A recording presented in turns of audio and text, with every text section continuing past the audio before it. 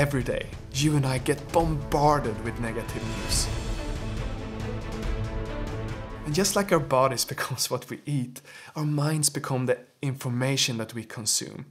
If you want to stay positive, it's so important that you also listen to stories that inspires you and uplifts you. In this podcast, we interview world-leading experts dedicated to solving the world's most pressing problems. And if you stick around, I promise you will not only be as informed as if you watch the news, you will feel uplifted, inspired, and have more positive energy in your life. Welcome to Great.com Talks with. Hi and welcome. Today, Great.com talks with Mark Lutter, who is the founder and executive director of Charter Cities Institute, and as well the host of the Charter Cities podcast. And if you haven't heard of them before, or maybe even haven't heard of Charter Cities before, don't worry, because today we're going to learn everything that you need to know about Charter Cities. And you definitely want to press subscribe on YouTube or your podcast app. Why? Because Charter Cities could be a key to leading millions of people out of poverty. Mark, thank you so much for taking the time to speaking with Great today. Thanks for having me on the show.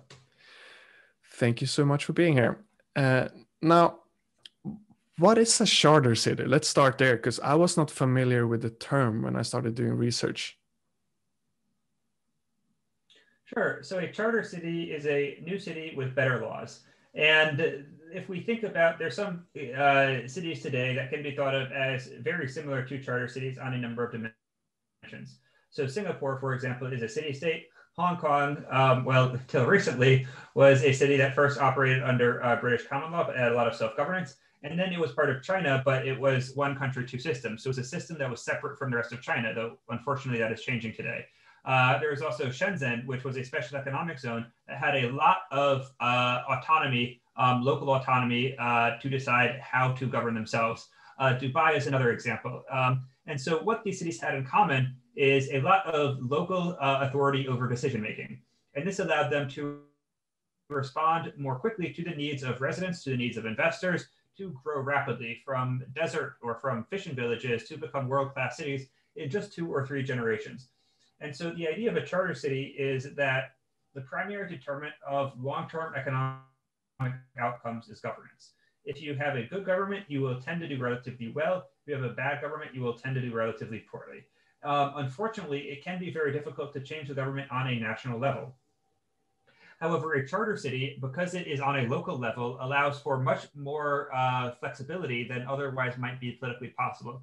If you combine that governance flexibility with the fact that in many countries in the global south, there is very rapid rates of urbanization, that allows you, right? That means that new urban spaces need to be created. So there need to be new cities, there need to be or expansion of existing cities. And you can take advantage of this trend to say, okay, these new cities can have much better laws, much better regulations, make it easier to start a business, make it easier to pay taxes, make it easier to hire people, make it easier to do all these things. And that will attract a lot of investment, create jobs, and hopefully set the stage for long-term economic development that can lift people out of poverty. I can definitely see all of the benefits of being able to take the actions that are necessary to make your individual city prosper. So what are the challenges then that are in the way? Why isn't every city in the world a charter state? What is the problem?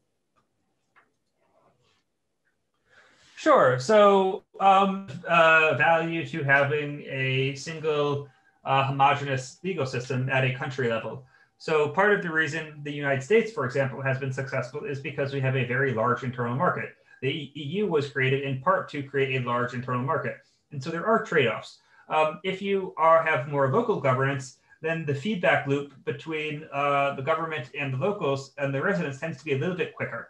At the same time, oftentimes local governments can oppress people. So sometimes higher level governments are able to remove some of that oppression, as well as create markets where people are able to produce goods and trade, knowing that their goods are able to be bought and sold in nearby regional areas. I think the other reason is just, right, we can think about current governance systems as having a historical legacy. And so the historical legacy is nation states. And so when a lot of places in the global south were created, they were created based on lines that the colonizing countries drew somewhat arbitrarily. And those lines were handed down to the new countries that have largely embraced them. And they're arbitrary, they cut across different ethnic groups, but there is that historical legacy that makes it quite difficult to change. And third, just any change tends to be difficult in terms of politics. Any change, there will probably be some political losers, and they will often fight very hard to prevent that change. And so charter cities help because they are focusing on greenfield sites where nobody lives. There aren't really any political losers there. And so that allows for more changes to be made that can make the city a little bit better for investment, for job creation, for entrepreneurship, and for economic development. Right. So you mentioned greenfield sites. So for someone that might not be familiar with the word, does that mean that it's just a big area where no one yet has built anything? Yep. Greenfield site is exactly what it sounds like. It's a green field. And it could be I don't know, forest too, but it means that there are not actually buildings there. The green field is typically contrasted with brownfield. And so a brownfield site might be where there are buildings, where some people live. But greenfield basically means it's relatively uninhabited. Nobody lives there. There's no economic activity. Of course, there's always some, but it's much easier to get buy-in from if there's a much smaller population than it is with a much larger population where a lot more people might say no or might have different objections of various sorts. Thank you so much for taking the time to paint the picture. I suspect that the idea of charter city might be a new concept to some of our listeners. So help me understand then, what role does the Charter City Institute play in the change you want to accomplish? So the Charter Cities Institute is a nonprofit, a 501c3, and we act in two manners. One, we act as a think tank. So we produce papers, we have a podcast, we have a newsletter. We try to spread the message of charter cities. Then in addition to acting as a think tank, we also provide technical assistance to charter city developers on the ground. So we are currently working with projects in Zambia, in Nigeria, in Honduras, to help them improve their governance structures, to help them execute a bit more effectively.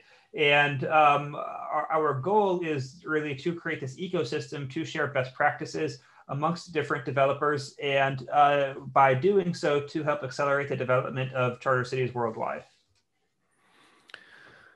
I see. And what is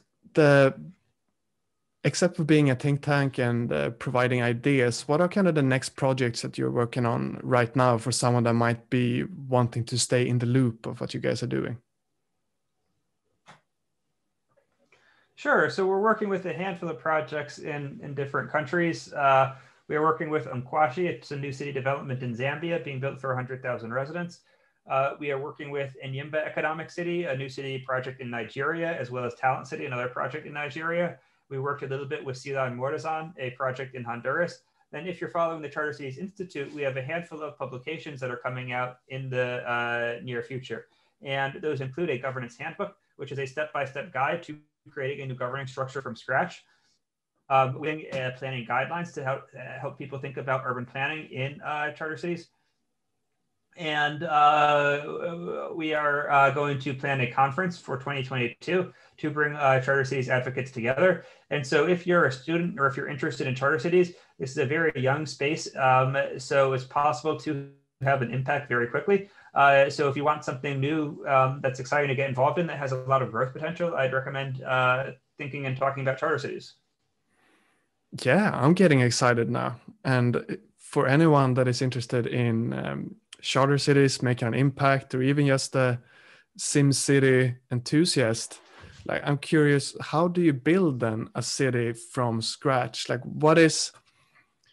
I just imagine this green field. Like, what should be done differently from the way we have been building cities in the past? So there's a handful of things. One is you want to have a governance structure that is responsive to people and businesses. So in a lot of the global south, it's very expensive to register a business. So in sub-Saharan Africa, it costs on average 36% of per capita income just to legally register a business. And obviously, Wow. this inhibits job creation. A lot of countries, Honduras, for example, is a very violent country. So it's possible to provide security services better than how they are currently being provided.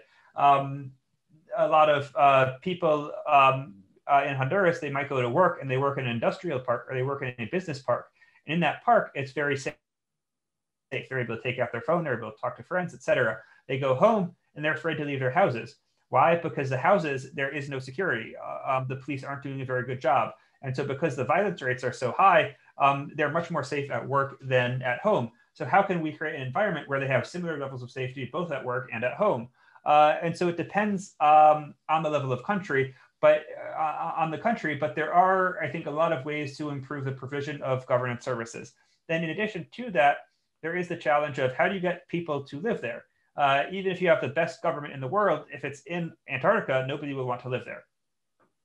So you want to build on trade routes, you want to be integrated into the local community, into the local economy, and you want to offer a value proposition where in addition to offering a very strong, effective government, you also want to offer jobs, you want to offer the opportunity for a better life, you want to offer things like education, you want to offer fun, people should have things to do at night. People should hopefully have opportunity to meet and date other people and to create families and to settle down. So you really need to offer this whole concrete element of a city that comes together to make the charter city a strong value proposition. Right. And you guys come up with the ideas, you're a think tank, you create these manuals, if you will, for how to build these really strong cities. Who is then doing the investment? Is it governments that are interested, or is it like communities? Who is using the information? So the governments need to be involved. They're a necessary partner for charter cities. They need to pass legislation that creates the special jurisdiction that allows for the more effective local government. But we don't want to ask governments for money for two reasons. One, if we're asking them for money, then we probably don't get a charter city. And then two, oftentimes government investment comes with a lot of strings and makes it very difficult to execute effectively. And any project of this magnitude needs to have very tight execution, otherwise it might not succeed.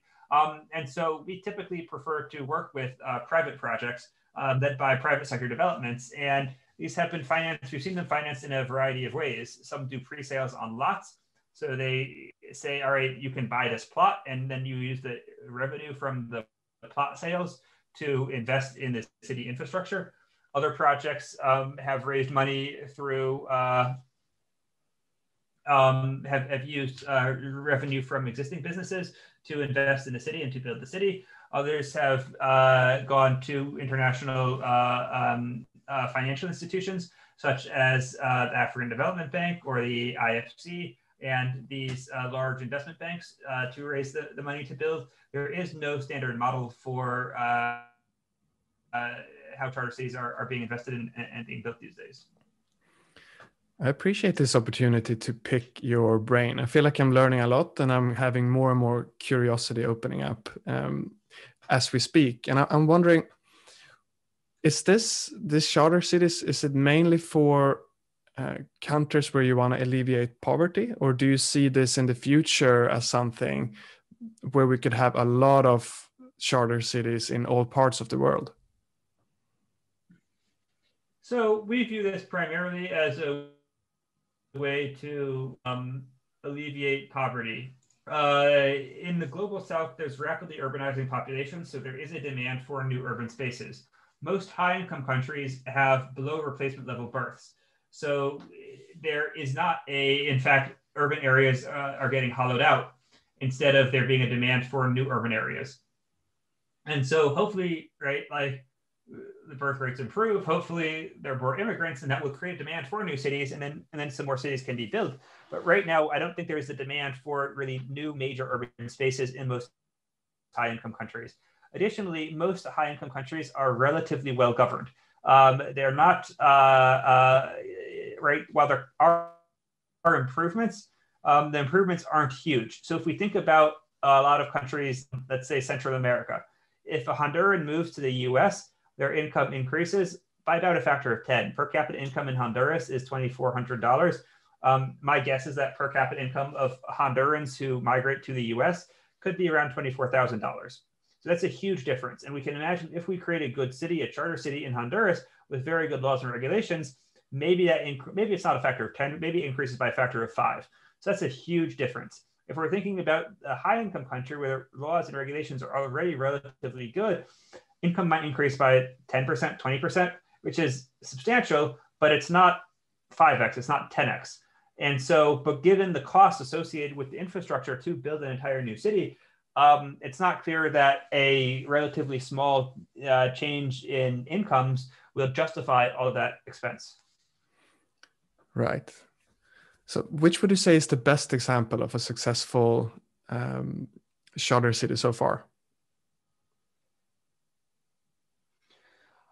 So I would look at Hong Kong. I would look at Singapore, Shenzhen, Dubai. All of these became world-class cities in the last 2 or 3 generations, in part because of their governance. And I see those as models. If we think about the modern charter city space, there's a handful of early stage projects, but they're all quite early. And so it's too early, I think, too difficult to say which of them will end up having a lot of success.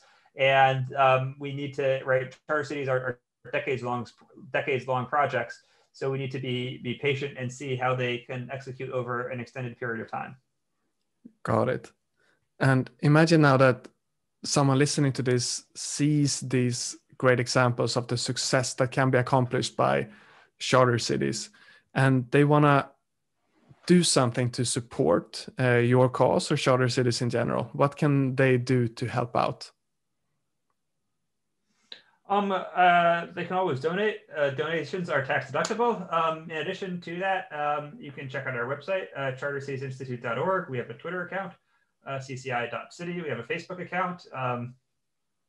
If you send me an email, I will probably respond. If you have ideas, if you want to start a blog and talk about it. But I think this is still a very early, very young stage. So there's a lot to be had from participating in the discussion.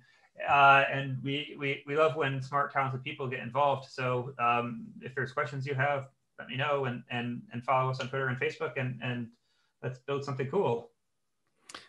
Beautiful. Well, Mark, thank you so much for coming on and talking with Great about charter cities today. I feel I've learned quite a bit of things that I didn't know before this call. So thank you so much. Great. Thanks for having me. Thank you.